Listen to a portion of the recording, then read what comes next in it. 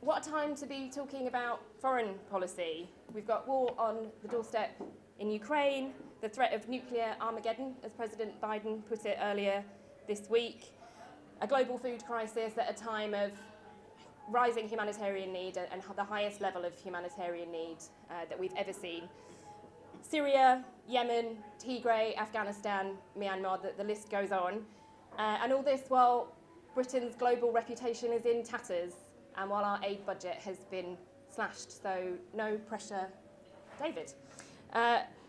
In a moment, I'm going to hand over to David Lammy, who's going to talk to us about foreign policy under the next Labour government. David is, of course, MP for Tottenham, Shadow Foreign Secretary, and barring another leadership election in the Conservative Party or a reshuffle, will be our next UK Foreign Secretary. David's going to talk to us for a few minutes about his vision for Labour foreign policy under the new government, and then we'll have time for questions, and we'll be wrapping up by about 2:30. Okay, thanks everybody, and over to you, David. Well, look, thank you very much indeed. It's wonderful to be here this Sunday afternoon, and I'm very fortunate that people want to hear a bit about Labour's shadow foreign policy. We are meeting at a time when this country is in disarray. It's in disarray because we have a Prime Minister who has not got a mandate from the British people, who has done her very best to sink the economy in just a month in office, along with Kwasi Kwarteng. And there's tremendous concern about what is happening at this time domestically, in terms of people's mortgages, with prices rising, in terms of people's pensions. We have an energy crisis. We have a cost of living crisis. Inflation is predicted to go further, and it seems likely that we will enter into a recession. We know that whilst the situation here in the UK feels tough and rougher than other parts of the world, we also know that this is a global trend, and in a sense, that's where I should start off. Now, do make your way through. But can I just also say that I'm here very much because my very dear friend Ibrahim Douglas asked me to come. I've known Ibrahim, I've been in politics 22 years, and I'm pretty sure that we've known each other for most of those 22 years, if not just a little bit less than that, but that's a hell of a long time. And I sit here thinking about international issues, thinking, of course, about my constituency. And the joy of representing Tottenham is representing a seat that is Britain's most diverse constituency. The N15 postcode has over 200 languages spoken.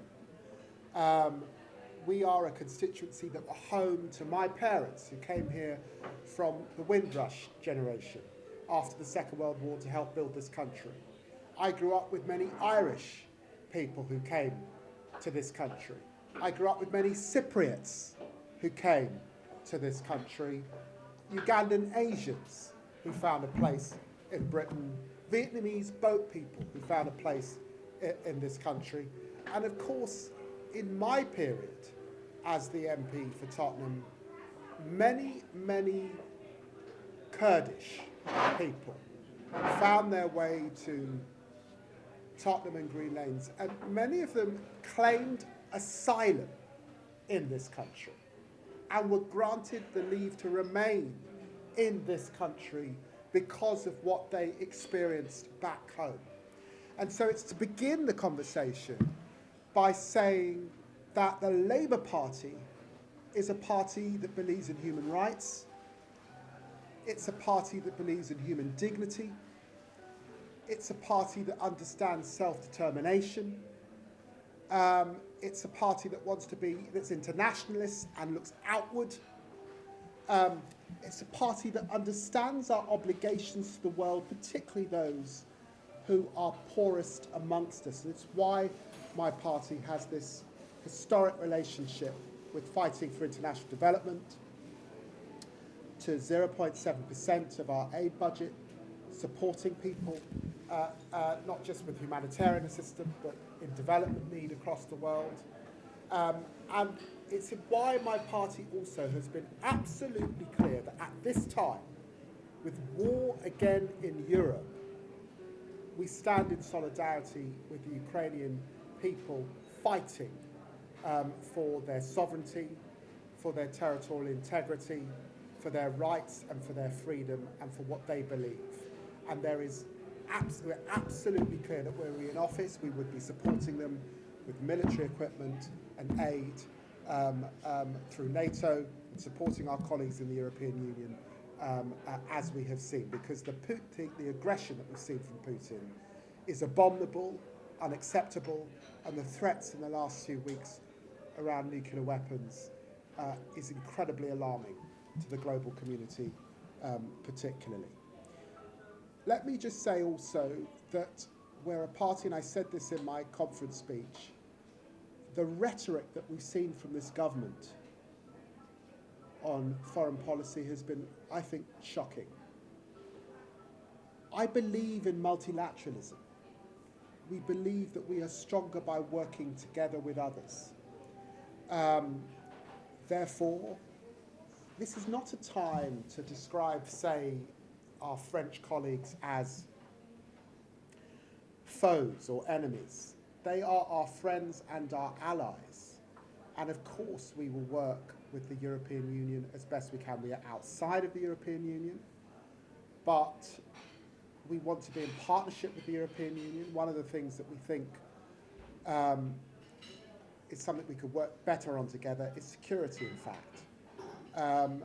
Because NATO is there principally as a defensive organisation, but whether it's cyber terrorism, whether it is the threats that we see from people trafficking and security for those sorts of reasons, whether it's procurement as Europe again re-equips itself, and Germany particularly now with this huge commitment to increase its military spending. There's more we can do on security with our European allies. And let me say also that it was a mistake to abolish DFID. It was a mistake to cut our aid budget back from 0.7% to 0.5%. And by the way, we're hearing alarming stories. Of course it's been right to hold out our hand to Ukrainian refugees, but it is not right to take that money out of the aid budget and reduce even further our aid budget. You know, we're meeting at a time in the wake of the loss and the passing of the Queen, and she had a serious commitment to the Commonwealth. I was at the United Nations 2 weeks ago, and countries were alarmed that Britain was talking about reducing its contribution to the Global Fund. The Global Fund is an international budget that Gordon Brown, Tony Blair were instrumental in setting up. It's a global budget that meets the needs of people with malaria, meets the needs of people with TB, meets the needs of people with HIV. Why would you cut the budget in HIV prevention when it's still the #1 killer in Africa? Why would you cut the budget of TB when so many people are still dying in India of tuberculosis? And when malaria is the global killer that it is, why would you cut that budget at this time when we need those people to support us and to support our efforts at this terrible crisis that we've got of cost of living and inflation across the world? Let me say also, because of the gathered audience here, Ukraine is not the only conflict in the world. There is conflict in Ethiopia. There is conflict in Yemen.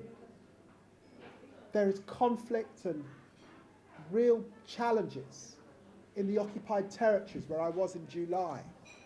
And my God, there is conflict and loss of life in Syria. And it's incredibly alarming that this conflict has raged since 2011. Estimates of between 450,000 people and 600,000 having lost their lives. with so many actors in this country, and particularly the role of Russia. But also I know real concerns about what's going on in the northern parts of Syria, the role that Turkey plays in that, and much hardship faced by Kurdish communities. With little said, my friend David Miliband talked about, and he heads up now the IRC, an age of impunity,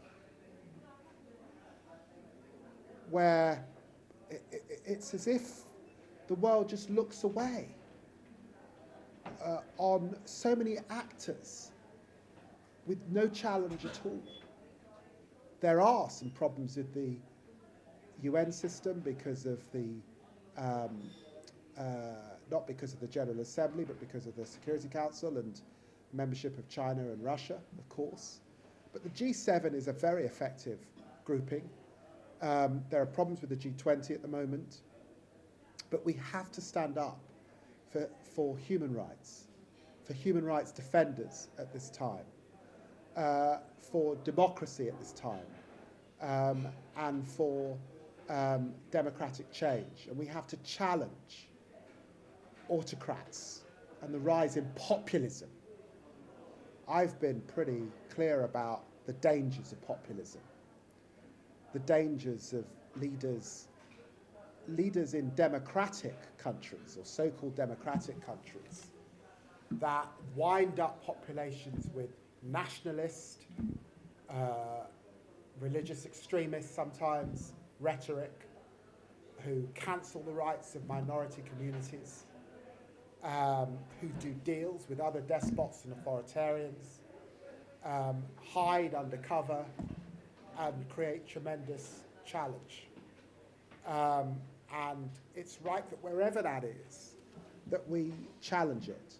And particularly we challenge it where we're dealing with friends. And just as, we're clear that the American people have a deep and lasting relationship with this country, friendship with this country, didn't mean that we couldn't challenge some of the behaviours of Donald Trump. And similarly, there are, I know, issues around the suppression of language, the challenge to the judiciary, the challenge to journalists, the imprisonment of journalists that organisations like Amnesty International have raised, and successive concerns about using the cover of international foreign policy to really for local domestic reasons have been the challenge that have been put, I know, about Turkey at this time. Many of my constituents have put them to me over a considerable time. And I'd like to think that Labour Party in office would not be afraid to have sometimes more challenging conversations, even with our friends, as part of NATO. I have been very concerned when I came into this job at the sort of downgrading in the Foreign Office of the Middle East. There isn't really even a dedicated minister anymore for the region, and some of the issues that arise out of the region, I think, are of a tremendous concern. The rhetoric around refugee status and those claiming asylum, sending them off to Rwanda, is abysmal. And the reason it's abysmal is it means that you lose touch with the reality of what's happening in countries. And there was a lot of concern that despite the pledges that the government made on taking Syrian refugees, actually the system has not been what it should have been and has not lived up to the traditions that I spoke of, where we held out a hand to Uganda, we held out a hand to the Vietnamese, we held out a hand to Cypriots and other countries. We have not matched that. And I think it's deplorable that we've not been able to do that. I have been to France to Sangatte and to other areas, and I've stood with people attempting to flee Syria and taking their lives into their own hands to cross the channel, some of them not making it. That is not something you do lightly. It's something you do when you are fleeing somewhere that you can no longer call home. And I think we should take it much, much more seriously. But at this time, with Syria in such a mess, the UK, as the sixth richest economy in the world, has to be there to support that country as it attempts to rebuild, has to be there as it nudges peace and settlement. Clearly there are huge challenges with the Bashar regime, huge problems. But we have to be there to play our role in seeing tensions there resolve in a peaceful way. Now, this is a room with some expertise in it, so this is actually my opportunity to use some of what you might feel and say as a sounding board. And I know that there are also, elections coming up that some of you will be looking at very closely. I've been worried at the results of elections in Italy, worried at the results of elections in Sweden, we believe in democracy. Genuine democracy must in the end be the rule of the people, and it's for them to determine who they want to elect. But I watch closely what's happening in neighbouring countries, and there might be some of you who have perspectives on that as it approaches that I'd love to hear. I have not been able, I have visited Afghanistan in the last few months, and I visited Jordan, and I visited the occupied territories. I haven't been able to get further than that, but of course I will over the coming year or two that I'm in this role, depending on how long this government stays in power. But I think what I want to underline is that a Labour government wants to get back to multilateralism, believes in the rule of law. We would absolutely tear up this protocol and the undermining of international rule of law. You can't sign an international treaty and then a year later start to tear it up. That undermines our position. We believe in multilateralism, and that's why we believe in things like the Global Fund. And we are a party, as hard as it is, in a world where realpolitik can dominate, but nevertheless, where it is important to be clear on where you stand in the ground around human rights and human dignity, and where dividing lines, red lines, and as I say, the rhetoric we've seen from Putin in the last few weeks about nuclear have to mean something. The world order that was set up after 1948 has to mean something, and we're very, very clear about that. Thank you very much.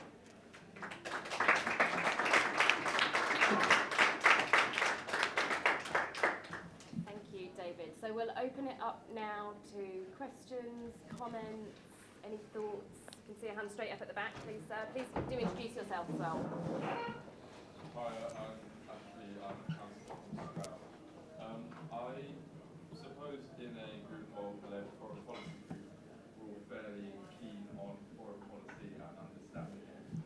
Yesterday, I was in Clutton, which is a tiny village within Jacob Rees-Mogg's constituency, a seat that we would, I think, quite like to get in the next election.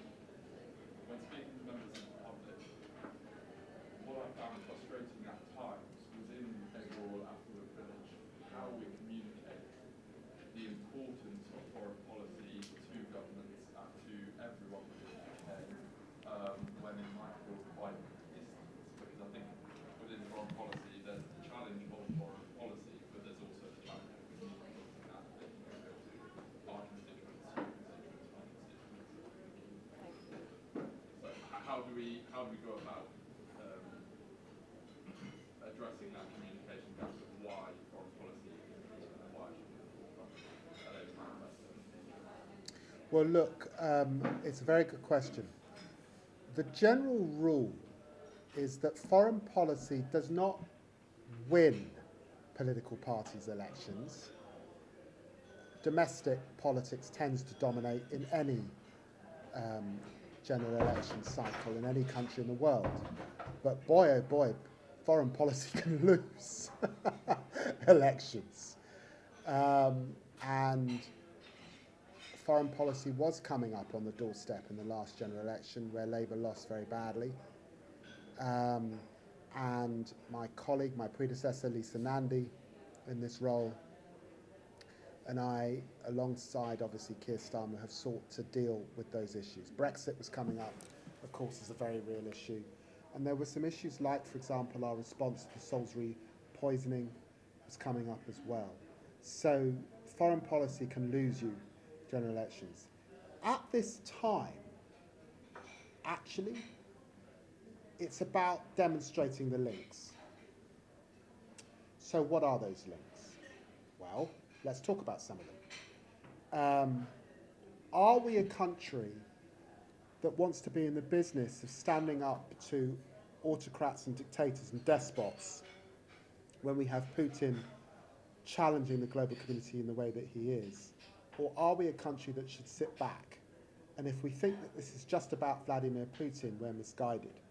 There are others around, and we have to be clear where we stand in the ground on that. Are we a country that's proud of our history after the Second World War and establishing the order that we did? You know, conservatives gave us, under Churchill, the human rights developments that we have. Is it worth defending those, or should we just discard them and forget them? I don't think we should, and I think you can make that case to people. And then I thought Tony Blair was really articulate in the way that he talked about the interdependence of the world and the way in which foreign problems end up on our shores. And many of those foreign problems can be alleviated if we're investing and supporting in the right places. Let me give an example of this. The climate emergency. Are we using parts of our aid budget to support other countries as they deal with the climate emergency? Or do we want to see the climate emergency scuttling economies, leading to flight, economic flight, of course, but people leaving their countries to come to places like the UK? Conflict. Do we just leave authoritarians to it? Look at Syria and look at the amount of people that have had to leave Syria. When I was in Jordan, you know, half the country almost is made up of refugees, many of them from Syria. It affects other countries when people have to leave their country because of conflict, particularly. So for all of those reasons, we do live in an interdependent world where it's in our own self-interest to support others through aid. It's in our own self-interest to underline our commitment to human rights. It's in our own self-interest to be really clear on who our partners and allies are and to work with them where we can. And probably Ukraine and the work with the European Union is indicative of that. We need more of it, not less.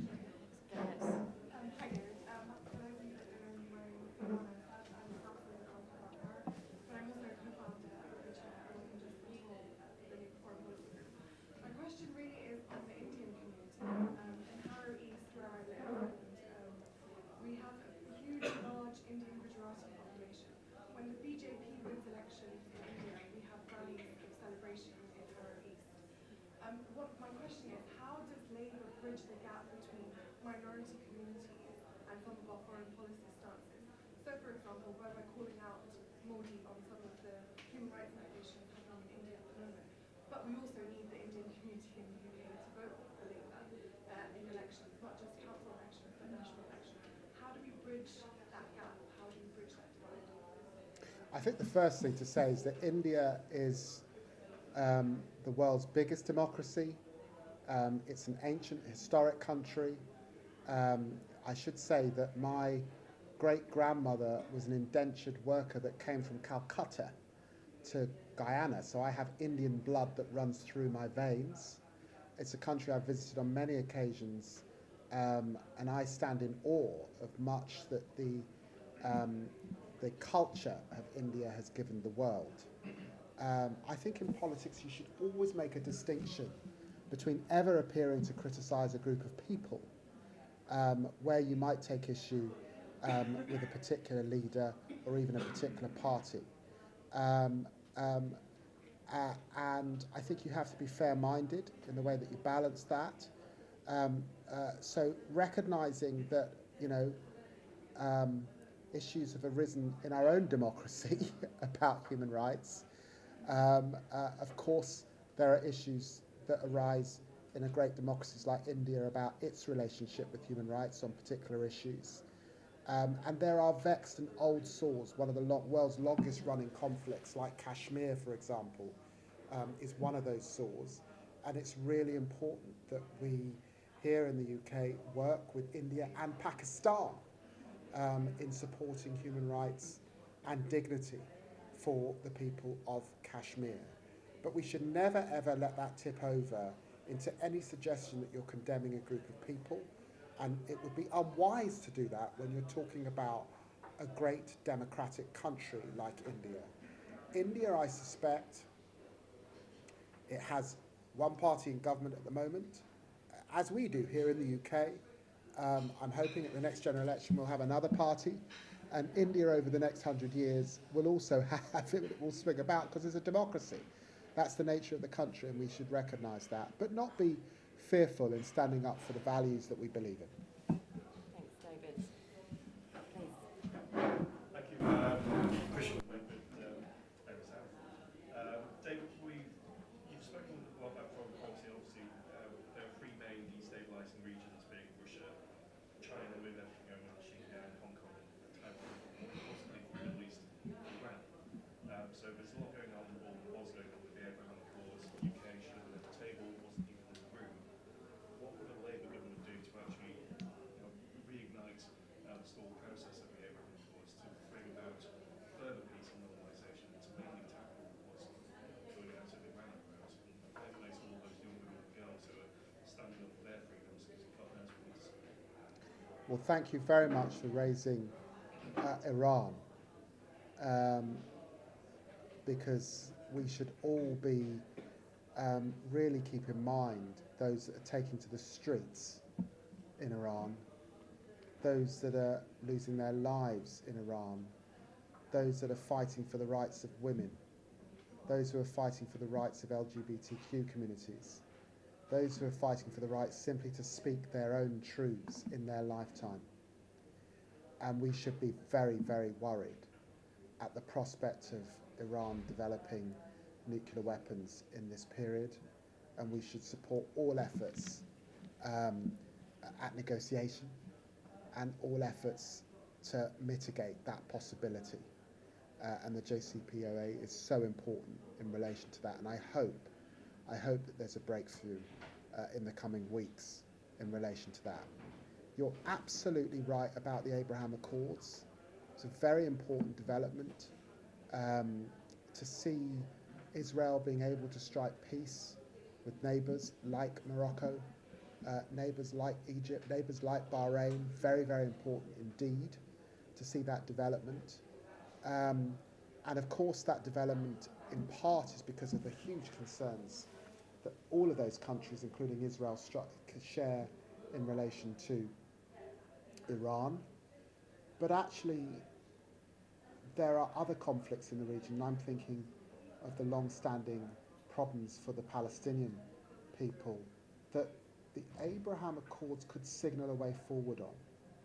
And I think I'm really minded at the important role of Saudi Arabia in this in the coming months and years, that could unlock possibilities, I think, for broader peace in the region. I worry also that, of course, if Iran were able to get nuclear weapons, we would see further escalation in the region. Others would say, well, look, I need nuclear weapons as well. So the question is really, really important. And the global community are working together to deal with this. And I think we must hope and pray that we get a breakthrough in the coming weeks. Jessica.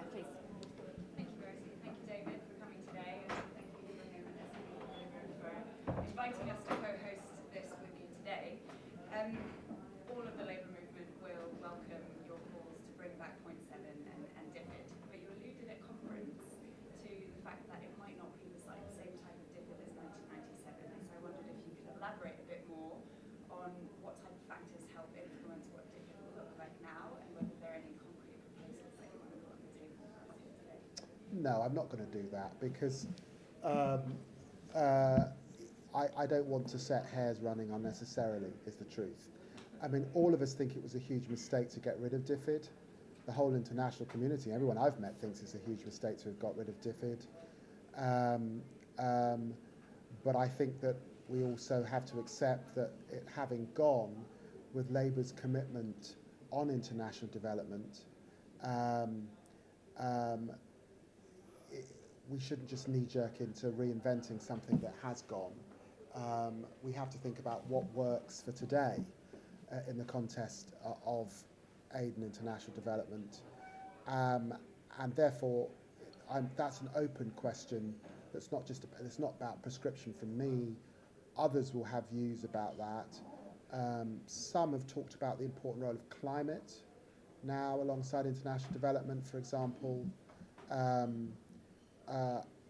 Others have said that some of the relationship with foreign policy is important to retain. I don't know how that works structurally, but others have suggested that some countries do that. And I've used the example of saying that it's not just about aid in an old-fashioned way, and of course there's a critique about aid in an old-fashioned way, particularly if we want to keep populations in light of things like Black Lives Matter and decolon, it's important to think about aid and not just have a old-style understanding of aid. And that's what worries me a little bit about some parts of the sector that just want us to go straight back to what we had before. They're not willing. We've got to ask more deeper questions about how we use our aid budget to meet the first question that we had about keeping populations with us. So it's more about, I don't think there'll be any stepping back from Labour to have a very clear, articulated new model on international development that won't be what we've got under this government, that's for sure. But how we do that, I think, should rightly be an open question of discussion and debate over the next few months or so we get to what that new development model looks like that's fit for the 21st century and isn't something that you would have seen around the time of Live Aid, which was a long time ago now. And I can see some nodding in the room. Thank you. Any questions on this side, please? Hi, thank you very much. I'm Denisa, I'm a member of the Labour Foreign Policy Group, but in my daytime I'm also Director of Advocacy for International Rescue Committee, so great to hear a nice plug of one of our areas. Actually, Jessica stole my question, so noted, but just to say that we do agree with that and we'd be happy to work with you directly.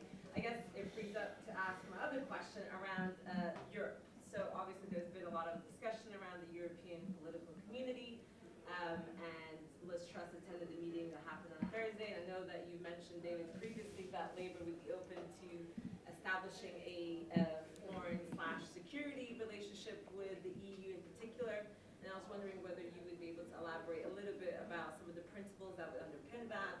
Would that be the sort of institutional relationship that that the UK did sign up to in the agreement with the EU, or would it be something else? Thank you. Oh, look, I don't think it's going to be going back into a European Union type structure. I think that would probably be a mistake. But it is to say that I think it was right that Liz Truss went to this meeting this week. I'm glad she went. It was good to see us back in the room. I think what I hear a lot is that people miss us being in the room, even to hear some of the discussion. So it was good to be back in the room. I think that it probably isn't right for me to set out principles, because the whole point is that we should be in dialogue. The issue of a security pact was suggested by the European Union to Boris Johnson. It was rejected. and I think the issue has come back round, and I think that's right. I think that there are lots of Baltic nations and nations in the Balkans, for example, that are beyond the European Union structure, and people are increasingly saying that the UK could play an important role with some of those nations, and I think that must be right. I think the other elephant in the room, if I can put this gently, is the prospect of Donald Trump returning to the White House, which I think sets some alarm and hairs running here in Europe, which means that this is also a time when it's really important for us to consolidate our partnership working. Obviously, within the EU, that's a matter for those countries in the European Union, but outside the European Union, it's important that we consolidate and really understand how we can work together at this time.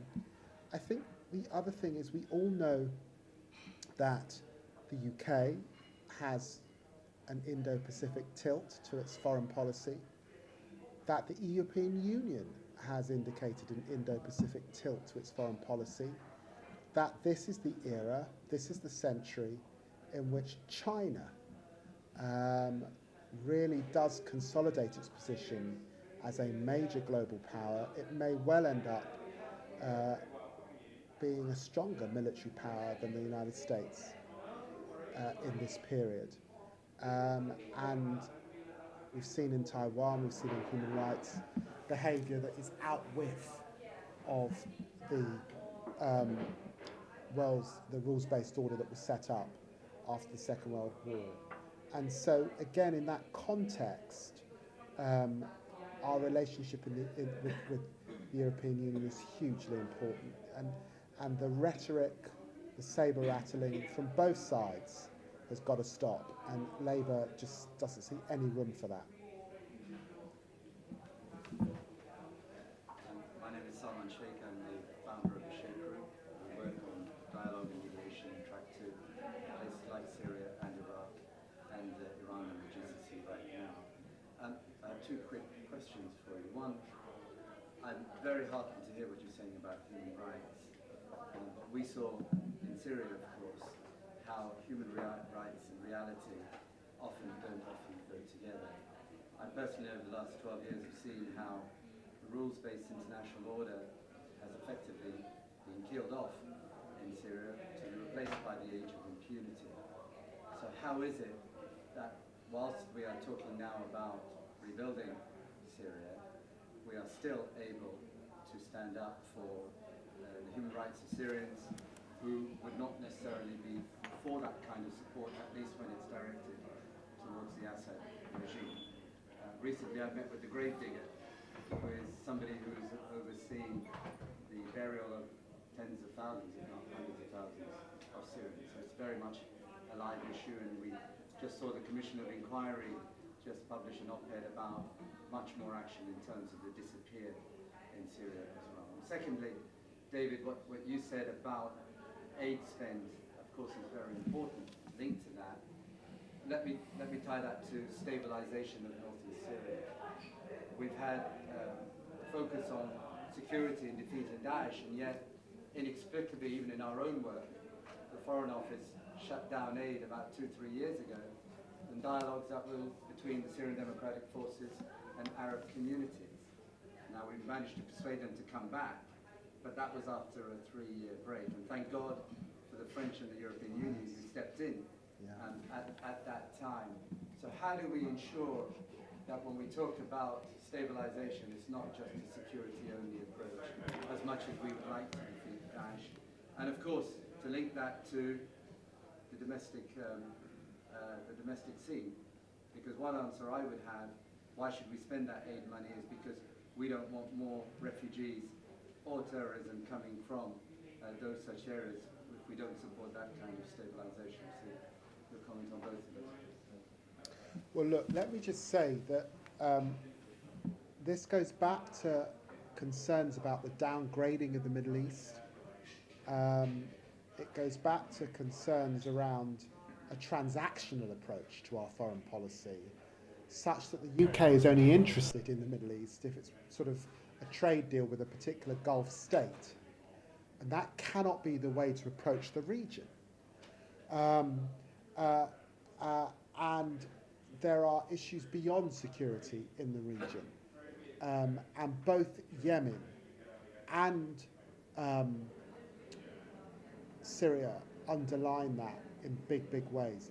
Let me just say also, the Labour Party does not believe, for example, in selling weapons to countries in the region that would turn them and use them on neighbours in horrendous ways. We've been really clear on that. I'm very worried that this government has not, say, followed the Biden administration and the Germans, who've had to make those concrete decisions. You raise the French. I've heard this a lot. The French do quite a lot in the region, and where is the UK? Absent. That has to change.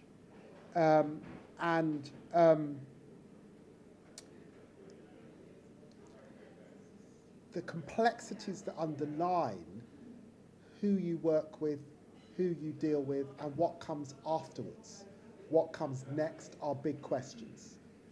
What processes can we set up to get to truth and reconciliation about how, why people have disappeared, where they have gone, where they're buried, how their loved ones could reach them, who did what, how you get justice in that context. These are very, very big, important questions. I don't believe they're questions that can be answered solely by the UK. Those are multilateral questions, haven't they, that have to be answered by partners beyond the region and absolutely by partners in the region. And sadly, we're not quite there yet, but we need to get there.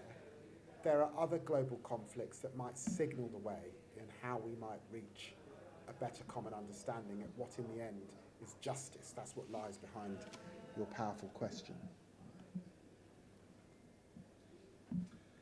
Andrew Bruce from the Labour Foreign Policy Group. This is a difficult moment for the United Nations, with Russia clearly flouting the UN Charter. You said you were there a couple of weeks ago in New York, the General Assembly. What changes would you make to the way in which Britain is engaging with the UN? So it's an organisation with great force for good, but also tremendous challenges. What did you notice, or what did you identify about changes we need to make in terms of the engagement we have?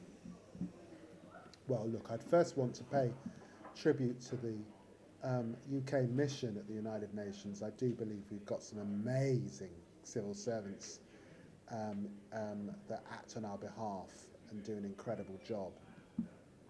I've said publicly that a Labour government would seek to make climate action a fourth pillar of the United Nations Convention. The reason why I say that is because I'm struck when I speak to so many small island states, from Barbados to Fiji, bigger countries like Bangladesh. Climate is the big concern for them, and we need to use our leadership role to do much, much more.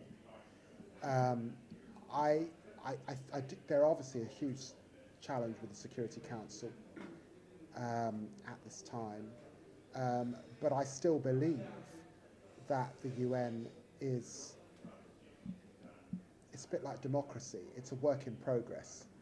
It's the best we've got. It's not perfect, it's the best we've got.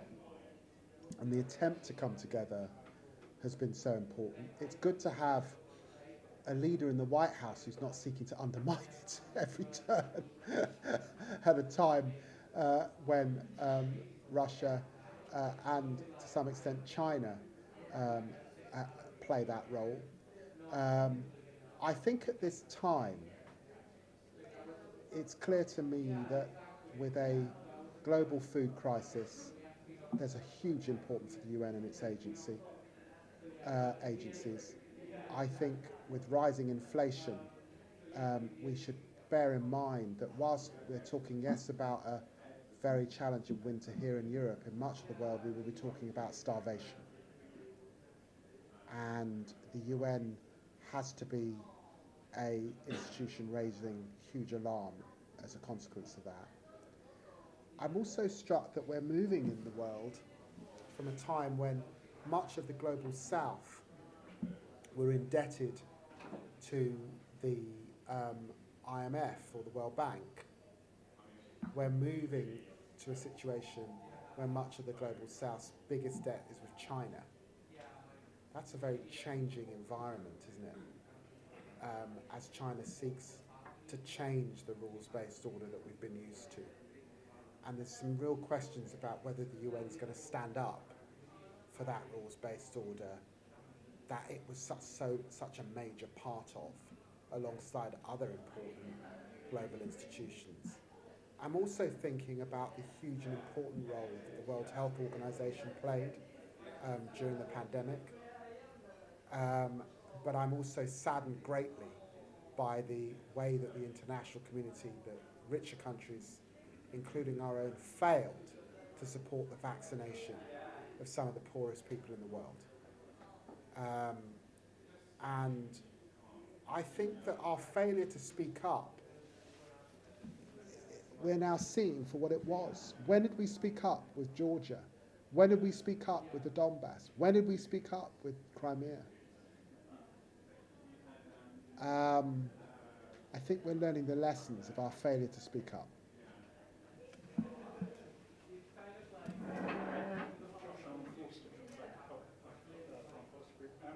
One of the issues I think you touched on is why did we not speak up earlier? And one of the questions that in my world have been asking me for a while, and I don't know the answer to this, is why does the UK have a financial services sector, financial regulatory system that enables our adversaries large amounts of money into both our economy and into our society in ways that seem to undermine our UK national security. So, for instance, why are British overseas territories not subject to the same financial regulation as the City of London? Why are those who buy British passports originally from when they buy British, they get the Tier 1 visa, and then they contribute funds to British political parties? Why is that still legal in this country? It's illegal in many other European states.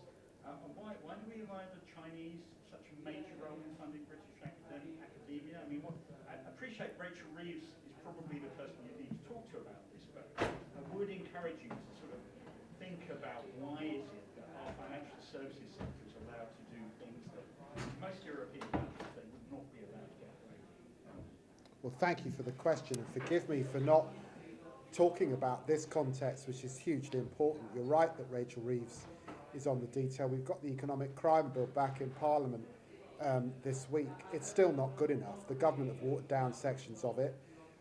We would implement the Russia report in full. Still waiting to see that happen.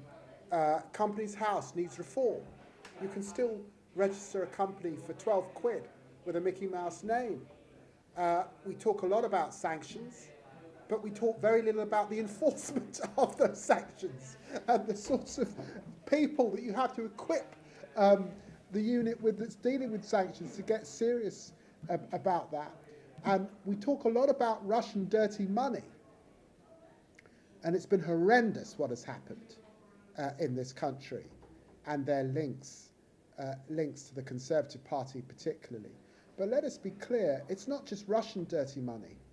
There's dirty money coming from other countries across the globe, as London is the sort of place of the slush fund of choice for money laundering globally. And some of it, by the way, funds trafficking of people, trafficking of guns, trafficking of drugs that ends up in knife crime here in the City of London, by the way. So your point is incredibly well made. It's hugely important. It's one that we would prioritise. It's cross government. I have a foreign policy interest in it. Rachel has a foreign policy interest, running obviously Treasury. Johnny Reynolds on the business side has a concern, and some of it has to be brought together and coordinated by the Cabinet Office as well.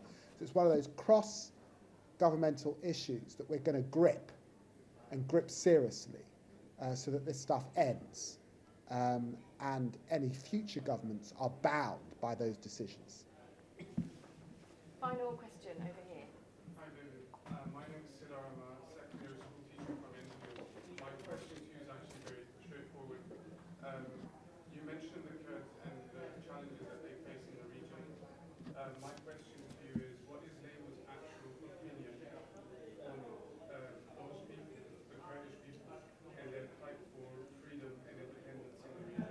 Do you want to take, because I'm just conscious that it was very upset not to be in this. I'll take take three. Go ahead. Peter Heap, ex-Foreign Office, but lifelong member of the Labour Party and active member of the Foreign Policy Group. Two very quick points.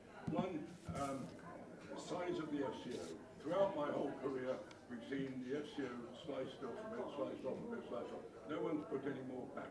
Will you, as Foreign Secretary, argue with the Treasury to reverse that trend? We have places in the world now where we have lots of places where there's no embassies. We even have places where there's an ambassador with no diplomatic staff at all.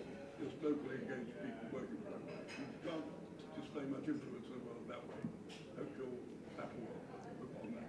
Secondly, Brexit. We had 5 years of a very limp Labour policy on Brexit, almost no policy. Now it seems to me we are too hard on it's a done deal, it's a closed issue, don't discuss it anymore. I would like Labour to be seeing in the distance the possibility of getting back in, or at least rejoining the single market, or something of that sort. Not as a policy now, but not to be quite so firm on saying never ever. And thirdly, Sri Lanka.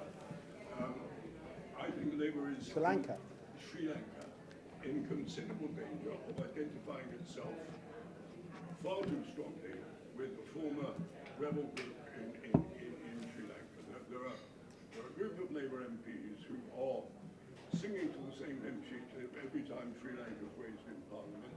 They use the same words, they speak the same paragraphs, and they're taking their information not from visits, but from a group that supported the former rebel group. A group which killed one elected president of Sri Lanka, killed a former prime minister of India, and listed atrocities very long. So I think Labour needs to be more even-handed on that one. Thank you. Well, where do I start? Look, coming to a colleague's question on the plight of people who identify as Kurdish across a range of countries, obviously. And look, I've always been clear that human rights and human dignity does mean that your right to language, your right to your own belief system, thinking of the Levy people particularly, these are rights that mustn't be curbed and should not be challenged and curbed. The way that people are being harassed crossing borders is of huge concern. And as I say that with some knowledge, representing a Haringey constituency over so many, many years.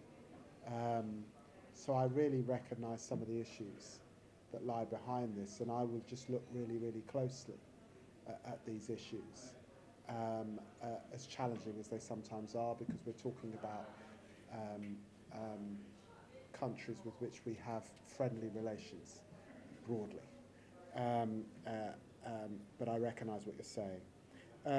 Sri Lanka, thank you much for making that point. I'll look at that. The Foreign Office question and the fights with the Treasury. I'm happy to have those discussions. What the outcome of those discussions will be, we'll see, because the government are running the money into the ground at the moment. I don't think there's going to be a lot of money in the next Labour government, let's face it, and they're going to be priorities, aren't there? So it's not going to be easy, but I do think that with Britain outside of the European Union, clearly having to forge strong multilateral relations over so much of the world, you do have to have a presence.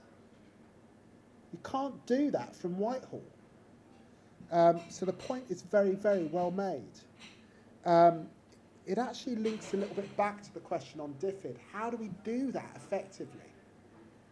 You know, that's why I don't just knee-jerk. You know, how do we do that effectively in the 21st century, given where we are today? if you see what I mean, with the money that we've got. I've got a lot of scars on my back because of those fights following the decision to leave the European Union and Brexit. The definition of madness is doing the same thing over and over again and expecting a different result. So we've left the European Union, and we've said that we're not going back into the single market, we're not going back into the customs union. I think we have to accept that. I don't think the British people will thank us for relitigating that at this time. But where I think your point is interesting is I think that we have to be led more by small business, medium-sized business, and big business. And I felt that there were times when you just couldn't hear their voice in the Brexit discussion. Our trade is down 15% with the European Union. There is now serious friction on our borders. The OBR says our GDP is at a disadvantage by 4% as a result of the exit. So there are big economic consequences at this time, and I think it's important that we hear business. I want a Labour Party that's responsive to small business and medium-sized business. And I will be very keen to hear what they say. Do you know what they're saying to me at the moment? They're saying to me at the moment, there's not less red tape now we've left the European Union, there's more! And it's coming out of every single department on the hoof. We have to hear that and respond to that when we come into office. So I think I hope that Labour Foreign Policy Group might do something. You see, this is where Ibrahim is such a key and important player here in London, because Ibrahim Dogos has the ability to combine the Labour Foreign Policy Group with small and medium-sized enterprise and business here in the city. And that is an interesting debate. That is an interesting discussion. That is precisely what is needed at this time.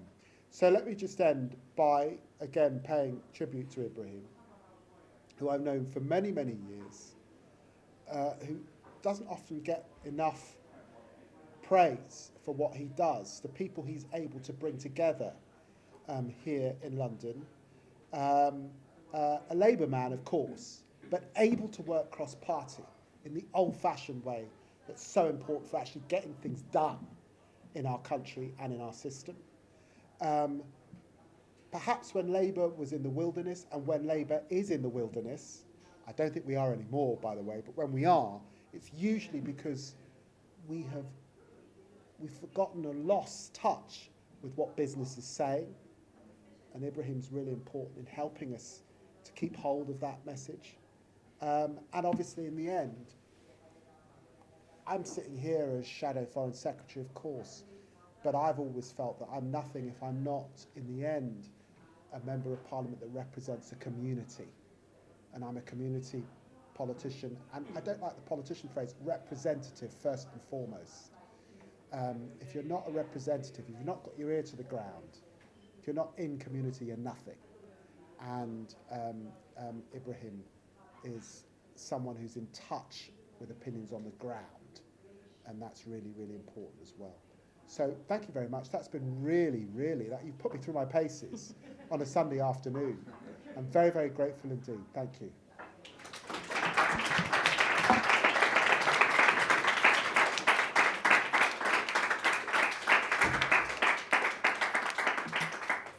Thanks for coming, everyone. Thank you, David, in particular. It's been great to hear all these questions, and thank you to the Labour Foreign Policy Group and Labour, SME for Labour.